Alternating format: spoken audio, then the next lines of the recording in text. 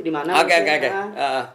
Jadi hal-hal yang berkesan kalau aku sih yang happy-happynya dulu ya. Iya, yang happy-happynya dulu. Happy dulu yang kamu bilang tadi tuh. Iya. Aku bisa dipercayakan membawakan acara di luar kandang. Iya, di luar kandang. Biasanya di Palangkaraya ya. Jarang-jarang biasa ya. Ya, aku dapat kesempatan bisa nge-MC di Jakarta gitu kan. Itu acara apa guys? Waktu itu? Jakarta kebanyakan acara hiburan ya. Acara hiburan kayak acara ulang tahun gitu, tapi kebetulan di Jakarta. Terus acara musik. Acara musik, terus acara komunitas kebetulan di Jakarta. Terus yang lain di weddingan sih. Weddingan di Malang, pernah di Bali kemarin. Di Bali pernah. Di mana lagi kalau aku nge-MC Manado pernah nge-MC. Terus di Banjarmasin. Ya, Banjarmasin. Ya, itu di luar juga kan, luar kanan. Banjarmasin, Samarinda juga pernah. Iya. Dari sekian banyak kota ini yang Pepri ingat yang positifnya tadi, di daerah mana? Kota mana? Provinsi mana? Di Bali waktu itu. Di Bali. Di Bali. Pep, itu? Di Bali aku ngelihat bahwa dahsyatnya ketika Tuhan itu mempercayakan aku nge-MC di Bali, tempat yang sebenarnya MC tuh pengen gitu bisa nge-MC di situ. Iya. Dan Tuhan tuh percayakan aku untuk hadir di situ, yang aku ngerasa bahwa aku ini adalah orang kampung. MC kampung, MC biasa MC aja, biasa gitu, MC biasa, dan aku dipercayakan di sana. Dan puji Tuhannya kita kan ngeliat hasil akhir nih. Iya. Jadi begini, yang paling berbahaya dalam diri kita itu adalah yang dalam setiap penampilan itu adalah pujian sebenarnya yang paling berbahaya.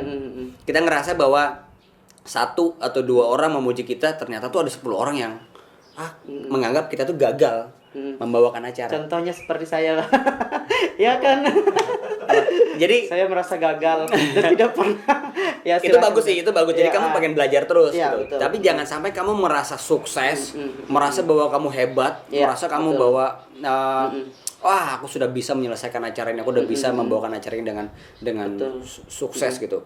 Kamu sendiri tuh yang ngerasa didukung oleh 1-2 orang yang memuji kamu. Ya mungkin dia nggak enak untuk ngomong yang hal-hal yang nggak baik tentang kamu gitu. Tapi itu aku tahu. Gitu kan? Ya, betul. Ternyata ada 10 orang yang ternyata membuat gagal gitu. Nah, tapi kan kita punya tolak ukur nih. Dari mana orang itu puas dengan cara kita nge-MC. Cara kita membawakan acara. Nah, waktu di Bali itu aku tuh mendapat recall gitu, diundang lagi. Nah, diundang lagi, dipanggil lagi, dan waktu itu memang karena masuk Covid ya. Jadi akhirnya gagal gitu. Terus ada beberapa teman juga yang pengen acaraan di Bali, ngajak aku ke Bali juga gitu, untuk aku bawa acara di Bali. Dan aku ngerasa bahwa itu adalah bagian dari bahwa ternyata aku masih dipakai nih.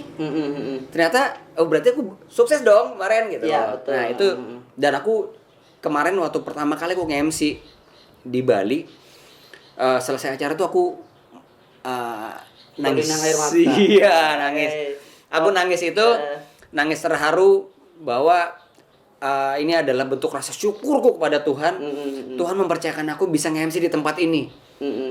Yang orang-orang pengen itu. Aku selesai acara nih. Ketika sudah ngucapin semuanya selamat malam, sampai jumpa, udah selesai, kita makan malam, aku mingle aja sama teman-teman, sama undangan, sama mempelai juga kan. Udah selesai, aku turun tuh dari venue, aku keluar di situ, waduh, aku nangis. Ya Tuhan, terima kasih Tuhan, aku dipercayakan tempat ini. Tapi aku nggak ngerasa bahwa aku sukses.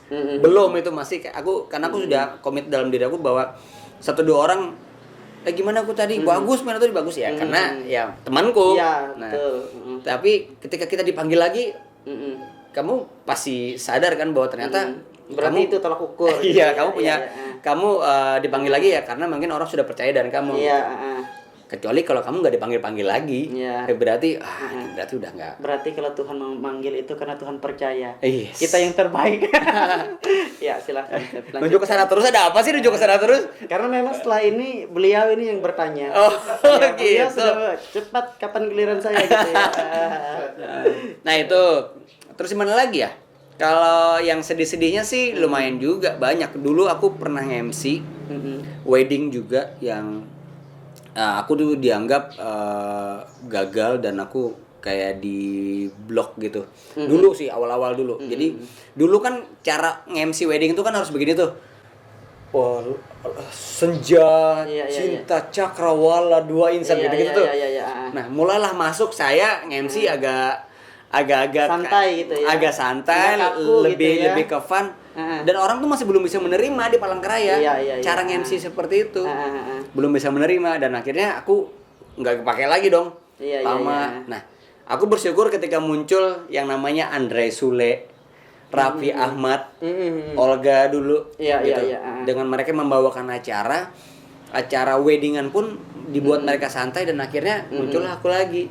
Kepakailah aku lagi gitu. Dan orang pengen, aku pengen nih. Karena kan kita jualan karakter juga kan kalau nge-MC. Ketika orang pengen pepep, aku karena karakternya seperti ini nih. Aku pengen acaraku seperti ini.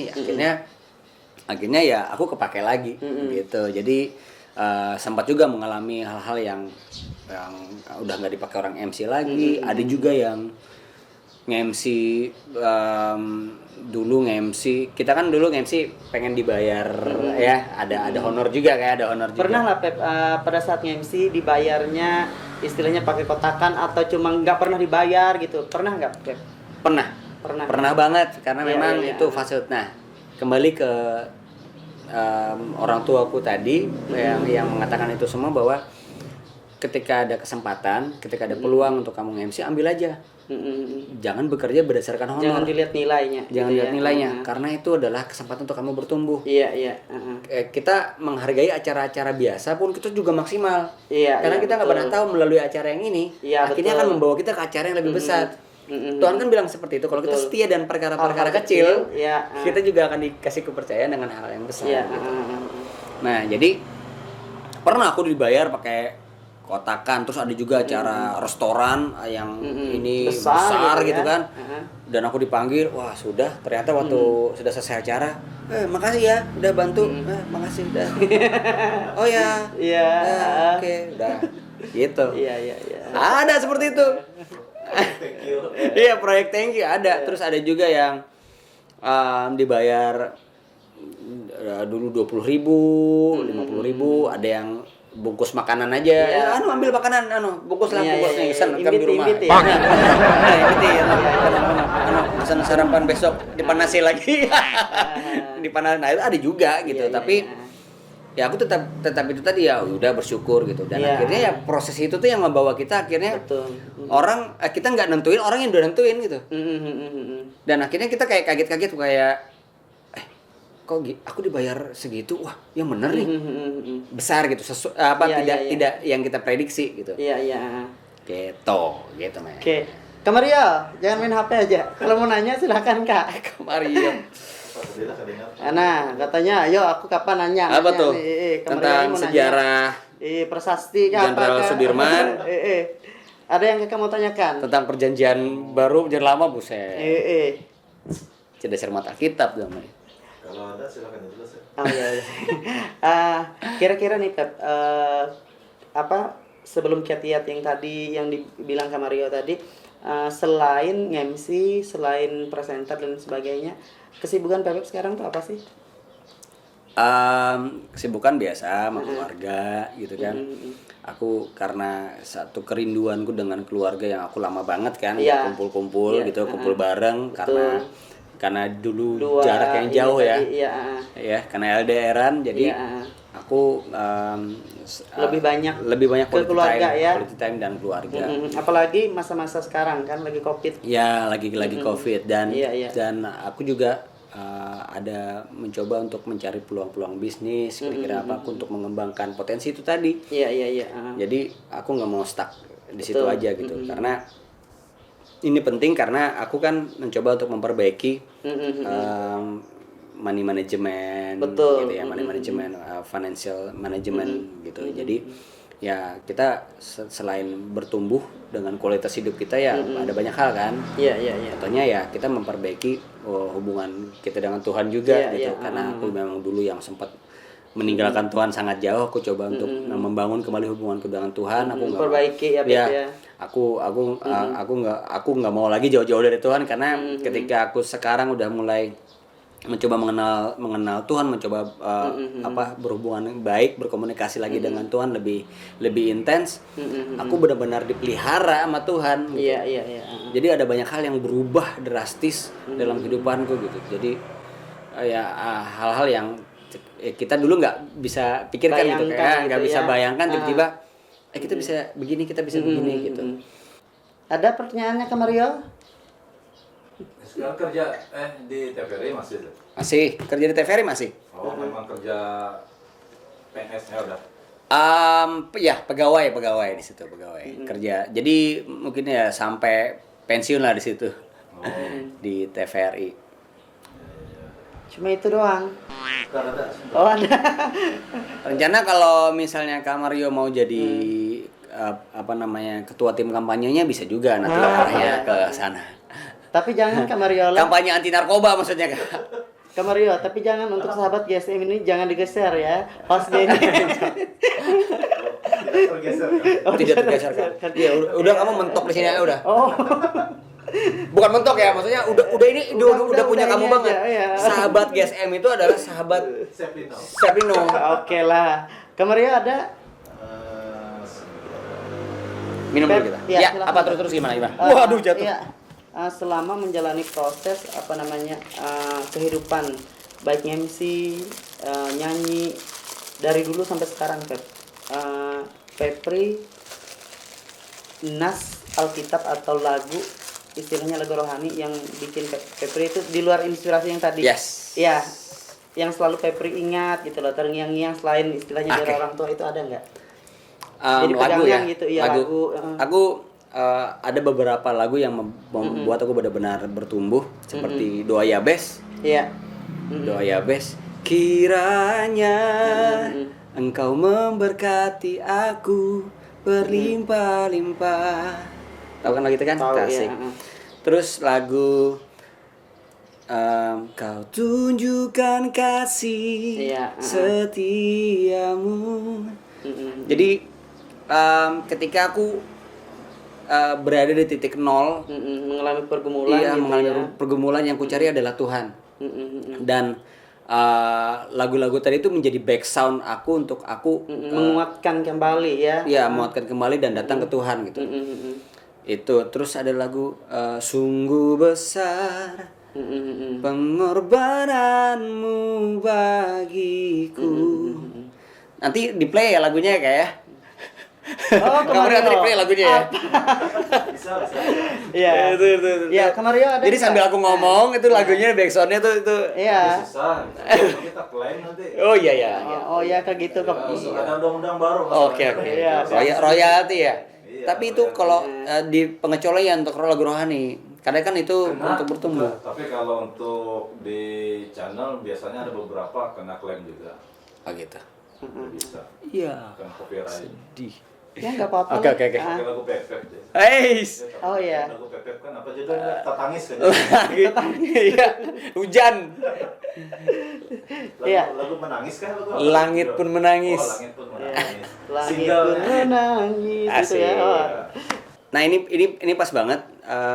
Jadi ada hal yang sedang kupelajari dalam kehidupan kita ya. Karena yang sebenarnya paling sulit dipelajari itu adalah pengampunan. Iya, Kalau iya, aku betul. pengampunan, mengampuni itu Mengampuni benar-benar orang kita tuh ya sebagai sulit. manusia itu sulit banget gitu. Tapi mudah untuk orang diampuni aja dia gitu ya. Nah, gitu orang ngomong memaafkan juga Memaafkan, sulit iya. gitu. Karena kita maafkan belum tentu kita nerima. Iya, gitu betul. kan. Ya karena apa ketika kita memaafkan kan berarti otomatis kita kayak dianggap yang salah Iya. gitu. Sebenarnya kita pikir bahwa dia yang salah gitu kan. Dia yang salah. Tapi seharusnya ketika kita maafkan itu ada feedback bahwa orang yang kita maafkan itu sebenarnya jangan melakukan hal itu lagi Iya, gitu. betul. Dan juga berubah. Nah, jadi ada hal yang kupelajari adalah selain pengampunan tadi, aku mencoba untuk selalu berpikir positif. Aku tidak pernah mau memikirkan hal-hal yang mengganggu Negatif, fokusku, ya. mengganggu pikiranku, dan aku ngebuang kayak kepahitan-kepahitan gitu. Iya, Kepahitan-kepahitan. betul. Jadi aku berpikir positif tuh ternyata sejuk banget. Iya. Dulu aku memang bukan orang yang bukan orang yang apa namanya. Jadi ketika aku dikatain begini aku tersinggung. Mudah gitu ya. Mudah banget. Aku mudah banget kecewa, mudah banget tersinggung dan mudah banget emosi, marah. Nah, itu tadi aku sebenarnya baru-baru aja sih dalam masuk pandemi ketika aku benar-benar segala semuanya aktivitasku stop. Aku tuh jadi punya banyak waktu di rumah dan punya banyak waktu juga aku tuh merenung. Dan akhirnya itu yang ternyata pas banget gitu. Kita tuh kayak Tuhan tuh kayak stop dulu. Kamu tuh benar-benar di stop. Tak. Ini menjadi fokus kamu, menjadi waktu yang Tuhan kasih buat kamu merenung. Nah, karena itu semua aku tuh langsung berpikir kayak ya itu tadi ada banyak hal-hal yang membuat aku tuh harus merubah diri kita gitu, dari kita yang mudah tersinggung. Akhirnya aku selalu menanamkan pikiranku tuh dengan hal-hal positif gitu. Contohnya kayak misalnya aku udah nggak peduli lagi orang mau gimana kehidupannya orang mau ganggu kita gimana, udah cuek aja. Yang penting kita fokus dengan kita bertumbuh gitu. Kita udah fokus aja, kita mau jalan kemana, mau harapan kita kemana, mau tujuan kita kemana, kita fokus aja ke situ tuh. Ini mau orang mau ngata-ngatain gimana udah. Iya, nggak usah dipikirkan. Nggak usah dipikirkan gitu. Nggak usah di istilahnya kalau jadi orang bilang tuh dibahas-bahas gitu ya, dibesar-besarin gitu. Jadi jangan sampai hidup kita bergantung dari komentar orang lain. Iya, gitu. yang negatif tadi. yang negatif itu tadi. Pokoknya kita tinggalkan apapun hal-hal negatif yang orang bilang ke kita, udah jangan dipikirkan gitu ya. Sebenarnya kalaupun orang ngomong negatif, oke lah, kita masukkan sekian persen komentar itu ke dalam diri kita. Jadi mungkin kita diri jadi kita introspeksi diri, kita mikir, oh ternyata kita dianggap orang begini nih. Nah, jadi jangan sampai semua orang menganggap kita seperti itu. Apa yang harus jadi kita ubah? kejatuhan, kadang-kadang kan jadi kejatuhan. Apa yang kita perbaiki, begitu. Dan aku benar-benar sekarang menghindari hal-hal yang mengundang kepahitan dalam diri aku sendiri. Contohnya ketika aku masuk ke satu lingkungan ini kerjanya ngomongin orang aja, ngomongin orang aja. Aku pelan-pelan akan mencoba mengurangi circle itu gitu. Aku mencoba sekarang karena dalam proses aku bertumbuh, aku mencari orang-orang yang benar-benar membuat dan mendukung aku untuk bertumbuh. Sama satu juga Pep, yang kadang-kadang bisa bikin kita selain lingkungan loh ya. HP itu bisa membuat kita menjadi berpikiran negatif. Contohnya, kalau orang tua aku bilang gini dulu, orang-orang rumah bilang gini. Kalau kamu nerima pesan negatif, contohnya gosipin ini, video ini, tidak usah dibuka. Kalau kamu sudah tahu itu negatif, langsung dibuang. Karena kadang-kadang mereka bilang gini, pikiran itu yang mengontrol kita. Nah, ketika kita melihat sesuatu yang negatif, kadang-kadang kita selalu berpikir negatif. Jadi pikiran kita, oh ternyata orang tuh gini, padahal belum tentu gitu.